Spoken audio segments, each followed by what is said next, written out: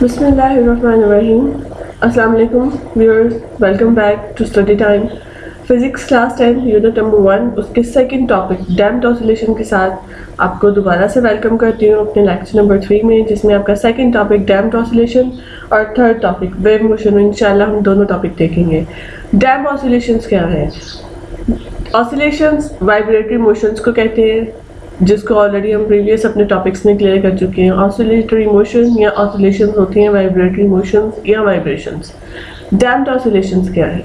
वही ऑसिलेशन जो vibratory motion है, जो कि टू एंड फ्रो मूव करती हैं, जब वो कम होना शुरू हो जाए, कम होना इस तरह से शुरू हो जाए कि पहले वो उनकी रफ्तार कम होते होते वो बिल्कुल एंड तक कुछ वक्त के बाद वो बिल्कुल ख़त्म हो जाए, होती है डैम्प्ड ऑसिलेशन, यानी कम होती हुई ऑसिलेशंस, यानी कम होती हुई vibrations. Vibratory motion of ideal systems in the absence of any friction or resistance continues indefinitely under the action of a restoring force.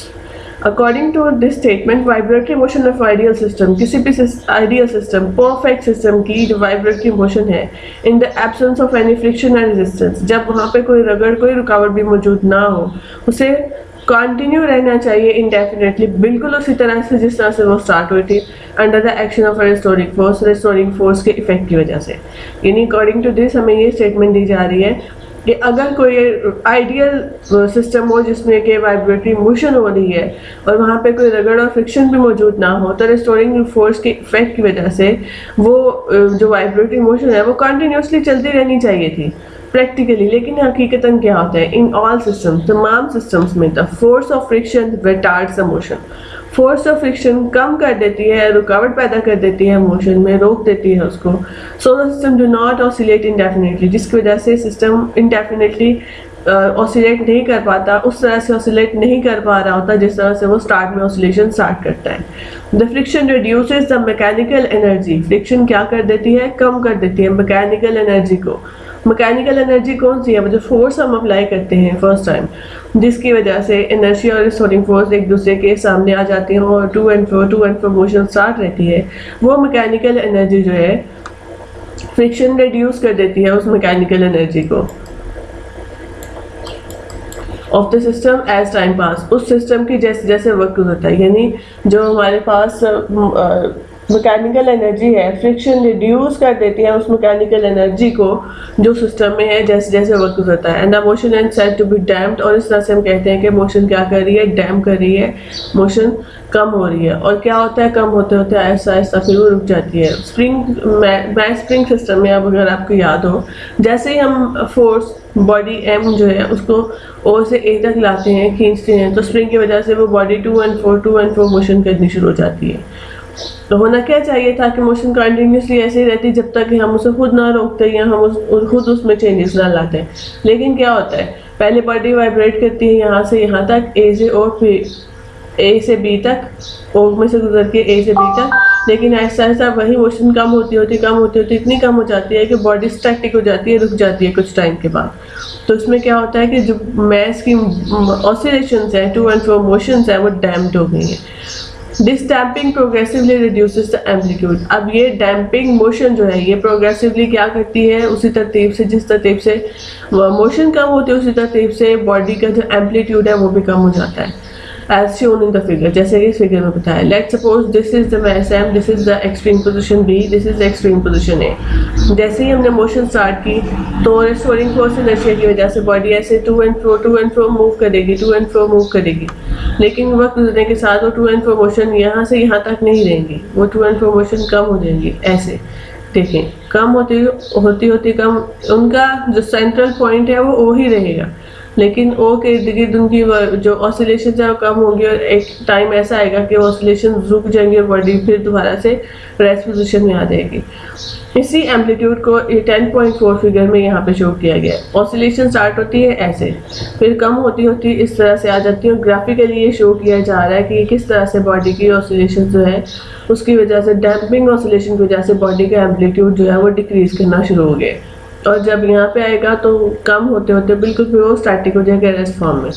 ये टाइम है, लेट्स सपोज के 5 सेकंड के बाद जो स्प्रिंग मैस सिस्टम था वो जो है उसकी ऑसिलेशंस में डैम्पिंग स्टार्ट होगी and with in 1 minute body दोबारा से रेस्ट पोजीशन में आ रही है। Shock absorbers. अब शॉक एब्जॉर्बर्स क्या है? ये डैम्प ऑसिलेशन अपने फिजिक्स में पढ़ी है, किस मकसद के लिए? जाहिर है अगर हम कोई भी चीज़ पढ़ रहे हैं, कोई भी सिस्टम हम इंट्रोड्यूस करवा रहे हैं, तो उसके कोई ना कोई एप्लीकेशंस, कोई ना कोई यूजेस ज़रूर होंगे। तो डैम्प एप्लीकेशन की जो यूज, डैम्प ऑसिलेशंस के जो यूजेस हैं वो शॉक एब्जॉर्बर्स इन ऑटोमोबाइल्स। जो गाड़ियां हैं उनमें शॉक एब्जॉर्बर्स की फॉर्म में डैम्प ऑसिलेशन के एप्लीकेशन से फ़ायदा उठाया गया। Shock absorbers in automobiles are one practical application of damp motion. A shock absorber consists of a piston moving through a liquid such as oil. अब shock absorber में क्या होता है कि ये एक ऐसा सिस्टम है जिसमें कि बॉडी मूव कर रही है। ये देखिए, A shock absorber consists of a piston. ये shock absorber ये पूरा सेट बना हुआ है। ये स्प्रिंग है, स्प्रिंग के अंदर ही शॉक एब्जॉर्बर यानी झटके को जज़ब करने वाला ये सिस्टम लगा हुआ है। इसका ऊपर वाला जो पिस्टन है अटैच टू कार फ्रेम, ये कार के फ्रेम के साथ है, कार की उस बॉडी के साथ जिसमें हम बैठे ड्राइविंग कर रहे होते हैं।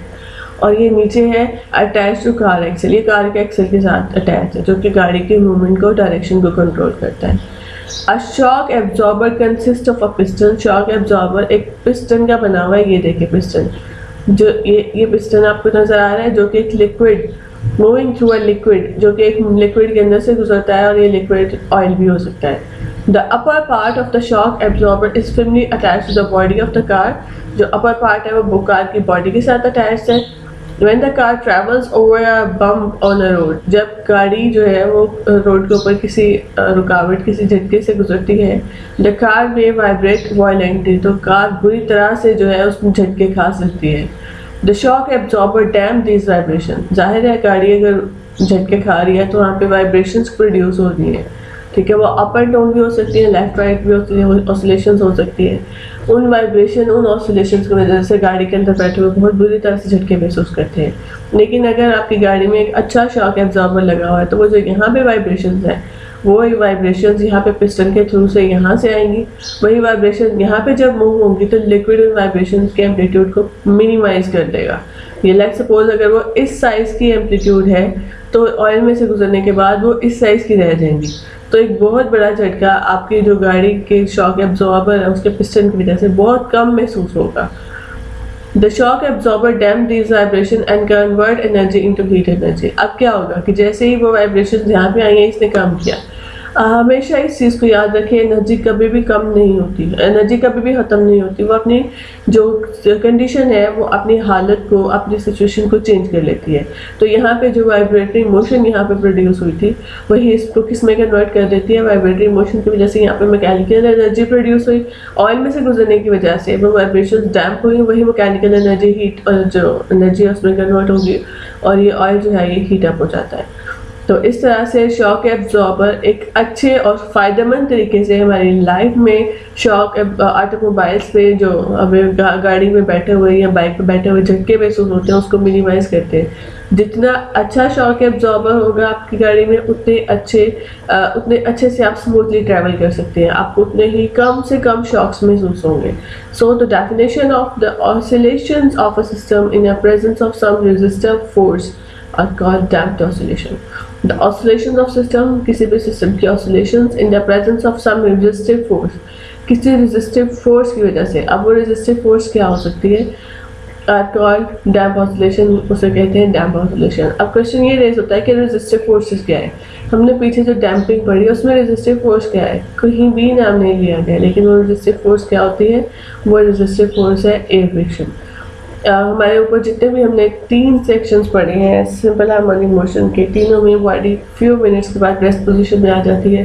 वहाँ पे फ्रिक्शन भी नहीं है, वहाँ पे कोई रेजिस्टेंस भी नहीं है, लेकिन एयर रेजिस्टेंस मौजूद है। इसका वाज़िह सबूत ये है कि अगर हम हवा में ज़मीन पर रहते हुए ज़मीन के ऊपर इन्वायरमेंट में अगर हम simple harmonic motion by mass attach to spring के साथ करते हैं तो बॉडी कुछ टाइम के बाद इस तरह से जो मैस है वो पहले स्टार्ट में हाई एम्पलीट्यूड से वाइब्रेट करेगा, ए से ओ, ओ से बी, बी से ओ, ओ से ए के दरमियान, लेकिन ऐसा ऐसा उसकी ऑसिलेशन डैम्प कर जाएंगे, वो रुक जाएगा। इसका मतलब है एयर रेजिस्टेंस जो फोर्स है उसने ऑसिलेशंस को कम कर दिया, डैम्प कर दिया, डिक्रीज कर दिया। लेकिन अगर यही पूरा phenomena message type of spring अगर हम स्पेस में करें जहाँ पे एयर मौजूद ना हो, तो वहाँ पे जिस एम्पलीट्यूड से बॉडी मूव करना शुरू करेगी, 1 घंटे बाद भी उसी ऑसिलेशन से मूव करती रहेगी, उसी एम्पलीट्यूड से मूव करती रहेगी, 2 घंटे बाद भी, 24 घंटों बाद भी और 1 महीने बाद भी वो वैसे ही मूव करती रहेगी,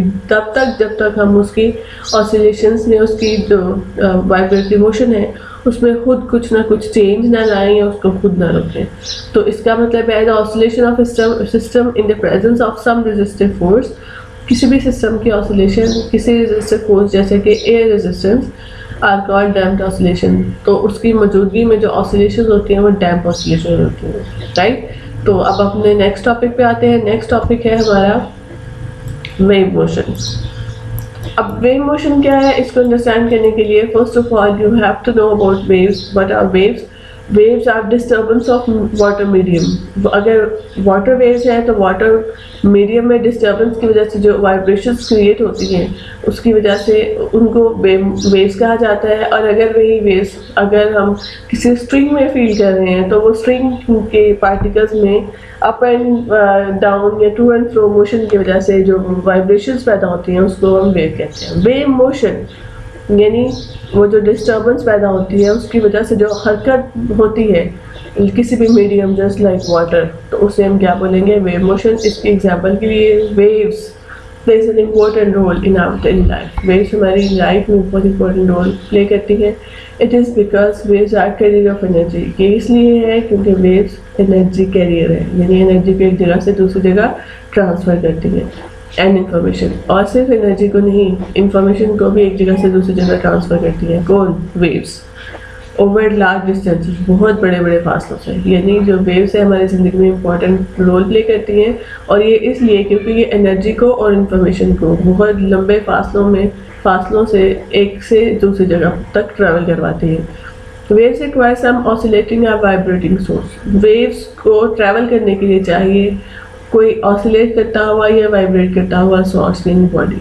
Here we demonstrate the production and propagation of different waves with the help of vibratory motion. अब हम यहाँ पे waves किस तरह से प्रोड्यूस होती हैं और किस तरह से वो ट्रैवल करती हैं इसको हम डेमोन्स्ट्रेट करेंगे इस सिंपल एग्जांपल से। Let's suppose this is a tub.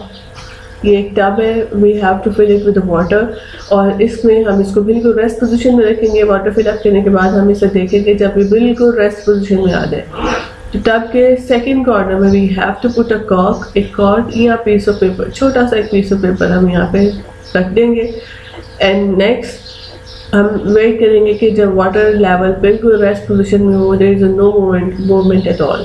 अब within the second corner, एक कॉर्नर में हमने कॉर्क या पेपर रखा, सेकेंड कॉर्नर पे हम पेंसिल लेंगे, पेंसिल को पानी में डिप करेंगे और लेफ़्ट राइट या आगे पीछे मूव नहीं करवाएंगे या सर्कुलर मोशन में नहीं रहेंगे, सिर्फ उसको डिप करके खड़ा करेंगे और उसके बाद उसको अप एंड डाउन जो उसकी वाइब्रेशंस है उसको स्टार्ट कर देंगे। Pencil gives us the vibrating source. Pencil एक वाइब्रेशन सोर्स के ज़रिए से वाइब्रेटिंग सोर्स जो है वो बनेगी और यहाँ से वाइब्रेशन प्रोड्यूस होंगी। अब क्या हुआ, यहाँ पे मैकेनिकल एनर्जी हमने अप्लाई की, वाइब्रेशंस प्रोड्यूस हुई।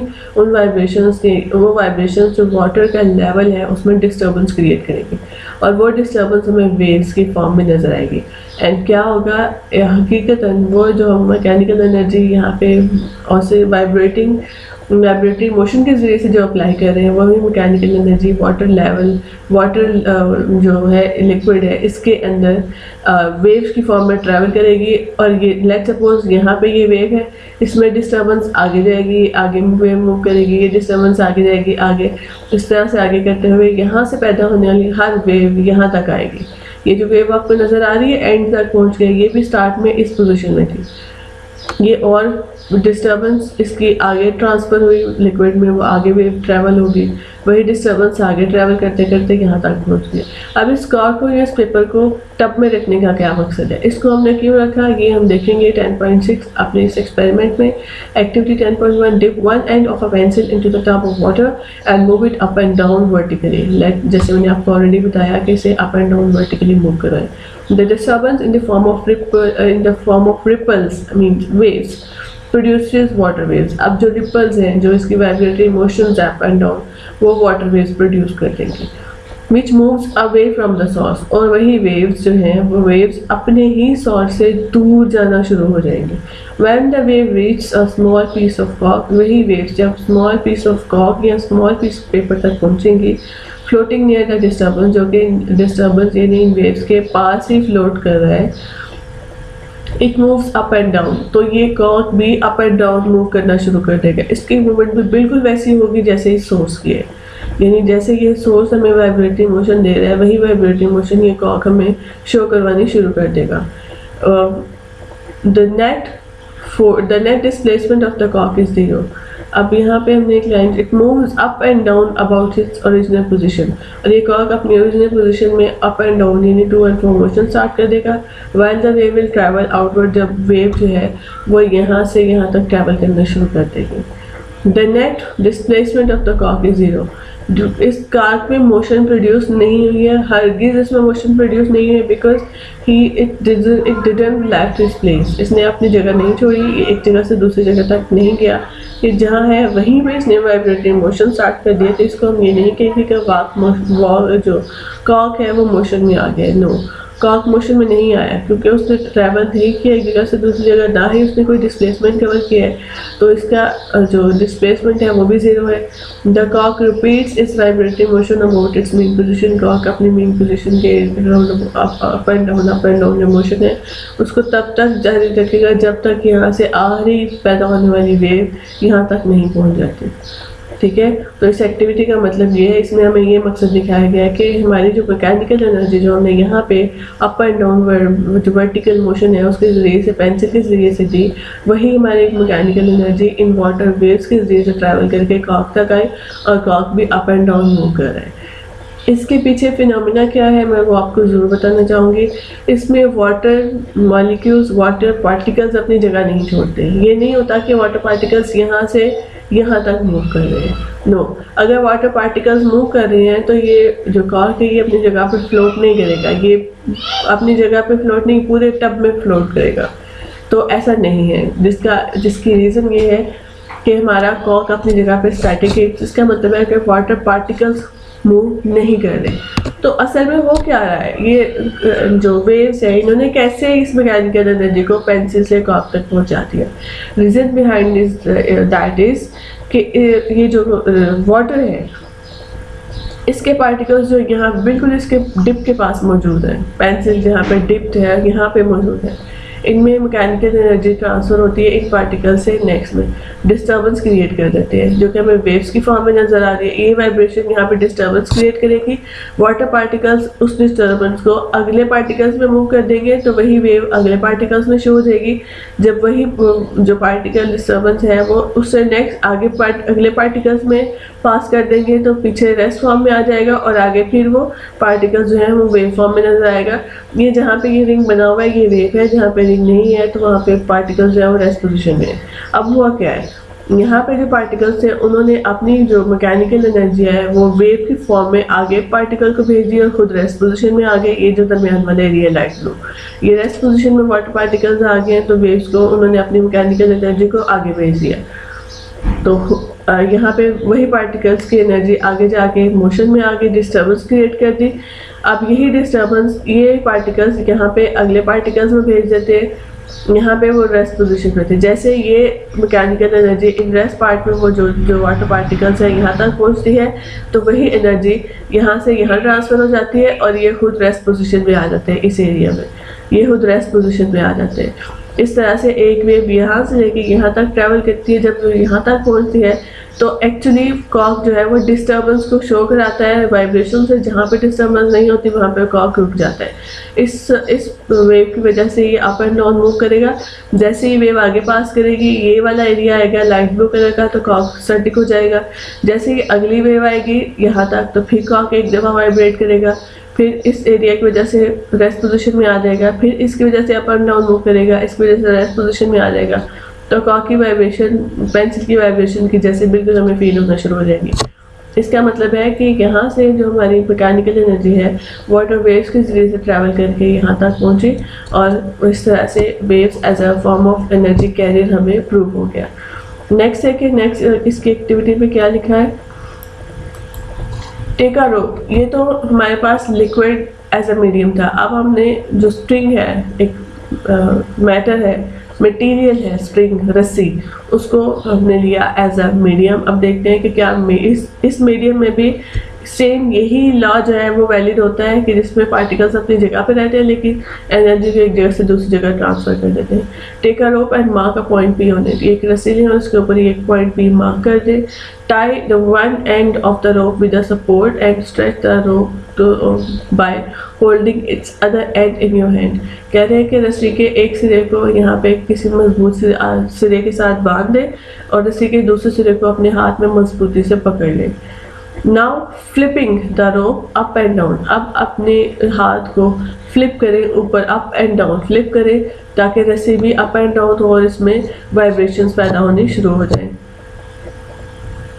Regularly will set up a wave in the rope which will travel towards a fixed end।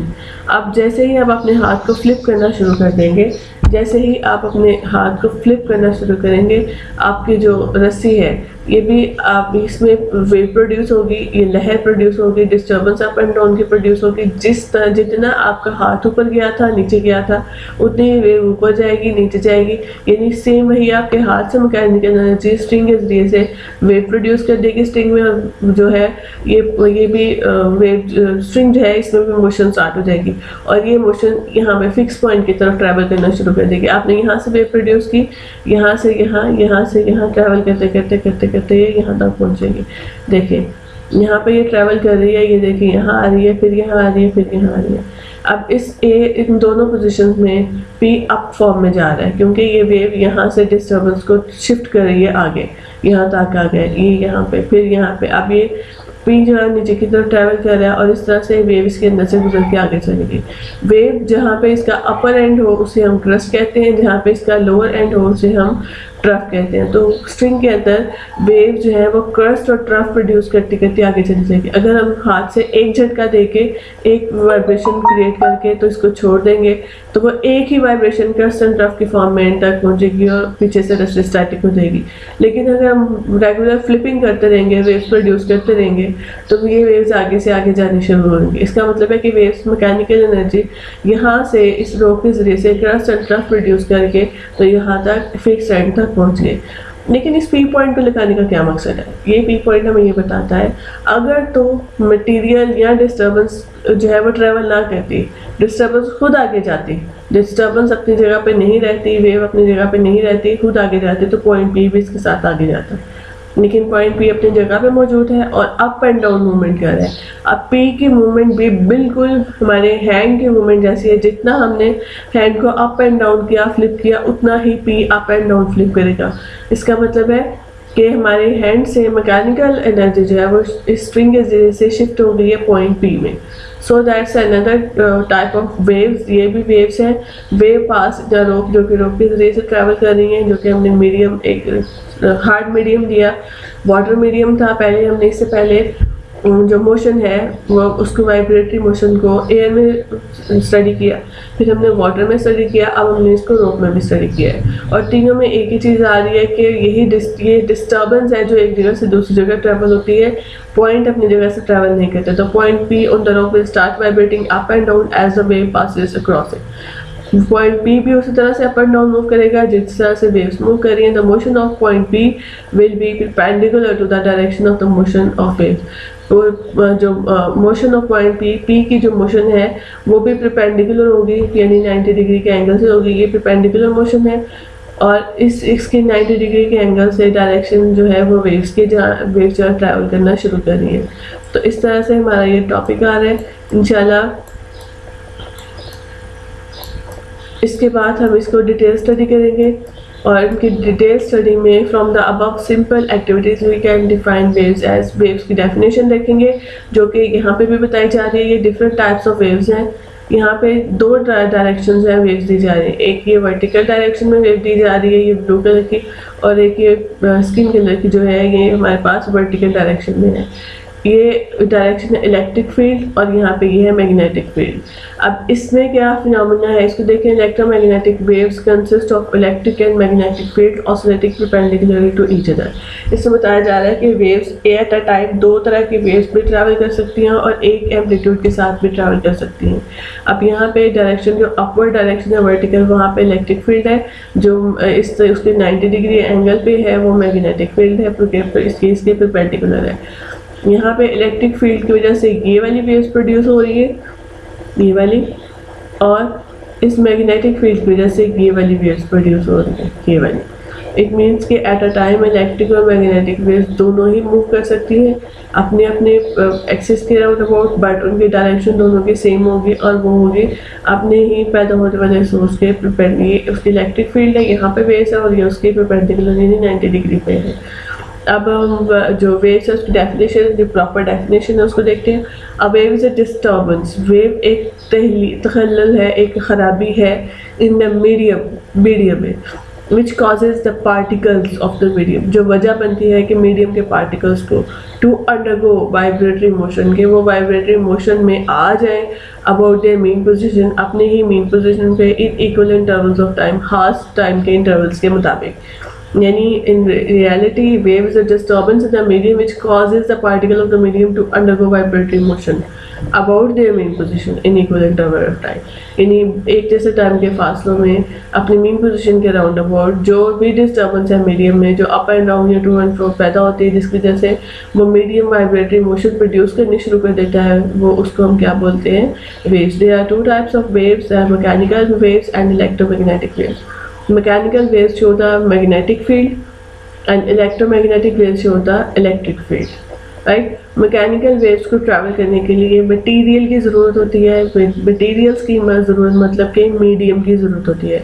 Electromagnetic waves को ट्रैवल करने के लिए किसी मटेरियल की, किसी मीडियम की ज़रूरत नहीं होती है। इसकी सिंपल इनकी अलग अलग जो डिफ्रेंसिएशन है।